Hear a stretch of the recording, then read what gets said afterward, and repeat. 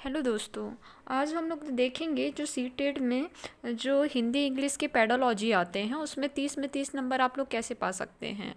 ठीक है, तो अभी जो 7 जुलाई को पेपर हुआ था सीटेट का, मैं उसमें आप लोग को दिखाना चाहती हूँ कैसे कर सकते हैं आप लोग नेक्स्ट दिसंबर के लिए। तो हम देखते हैं कि जो लोग हिंदी और इंग्लिश में प्रेफरेंस डालते हैं, जैसे कुछ लोग ने पहला प्रेफरेंस डाला होगा इंग्लिश, ठीक है, ऑप्शनल में, तो हम लोग सीधे 91 क्वेश्चन से स्टार्ट होता है, या कोई हिंदी डाला हो या फिर कोई इंग्लिश। ठीक है, तो इस पर अपन आ गए। ये तो अभी सोशल साइंस चल रहा है।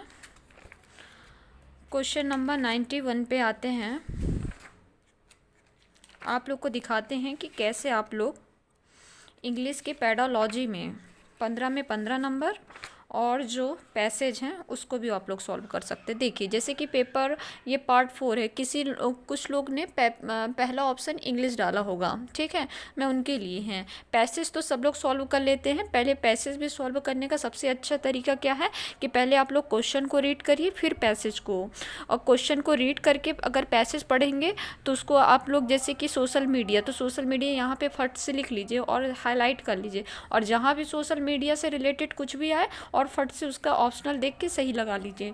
इससे क्या होगा, इजीली टू सॉल्व हो जाएगा। इसी तरह पोयम, ठीक है, आपने मान लीजिए फर्स्ट क्या डाला है कि इंग्लिश, तो इंग्लिश में अपन देखिए कहाँ से क्वेश्चन स्टार्ट होता है, 106 से पेडोलॉजी स्टार्ट होता है। कुछ लोग को क्या है कि पेडोलॉजी में ही नंबर कट जाते, पैसेज में नंबर आ जाते हैं, तो पेडोलॉजी के कुछ लोग को इंग्लिश की मीनिंग नहीं समझ में आती, इसका इजली टू पीछे दिया रहता है हिंदी में।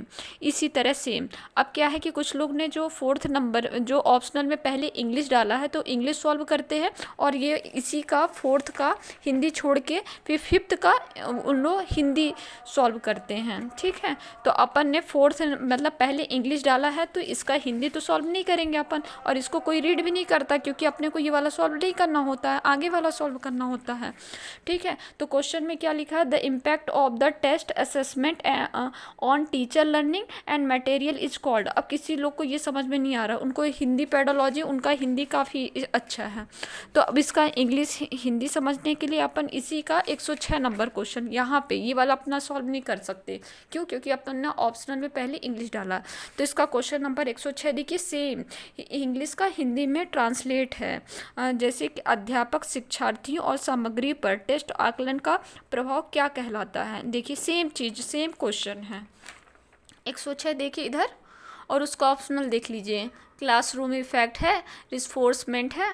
इधर भी देखिए 106 नंबर में है कच्ची प्रभाव और पुनर्बल दिया है, सेम चीज़ है। इसी तरह आप क्वेश्चन नंबर 107 देखिए, दिया है कि the match the language technique method है ना, और इसमें 4 ऑप्शनल सही जोड़ी लगाने के लिए दिया है। सेम, अगर ये समझ में नहीं आ रहा है तो इसका 107 नंबर क्वेश्चन देखिए, सेम क्वेश्चन है दिया है।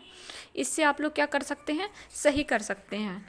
इसी तरह अपन चलते हैं 5 नंबर हिंदी पेडोलॉजी में। कुछ लोग ये पार्ट 4, अब सेकंड ऑप्शन क्या डालें, इंग्लिश न डाल के अपन हिंदी डाले हैं, ठीक है, हिंदी डाले हैं, तो मान लीजिए ये वाला सॉल्व नहीं करते पर हिंदी डाले, तो हिंदी का तो पैसे इजली टू मिल जाता है। अब कुछ व्याकरण है उसको तो अपनों को पढ़ना पड़ेगा, ऐसा है नहीं कि बिना पढ़े कुछ बन जाएगा। ठीक है, अब इसी का जैसे पेडोलॉजी स्टार्ट होता है, 100 मतलब पेडोलॉजी कहाँ से स्टार्ट हो रहा है इसका, मान लीजिए ये है 141 है, रचनात्मक आकलन में कौन सा उपकरण उपयुक्त नहीं होता है। ठीक है, इसमें दिया। अब इसको किसी को हिंदी समझ में नहीं आ रही तो इसका इंग्लिश देख लीजिए 104 में जाके। ठीक है, ये 141 क्वेश्चन है, which the tool of not ideal of the formative assessment दिया है, पेपर पेन पेंसिल टेस्ट। इसमें इजीली टू समझ में आ रहा है, जब आप लोग पढ़ेंगे सब समझ में आएगा। इसी तरह इसको सॉल्व कर सकते, ये चीज़ कोई नहीं बताता है। आप लोग का हिंदी और इंग्लिश के पेडोलॉजी में 15 में 15 नंबर आ सकता है। ठीक है, इसी तरह जानकारी के लिए सब्सक्राइब करें।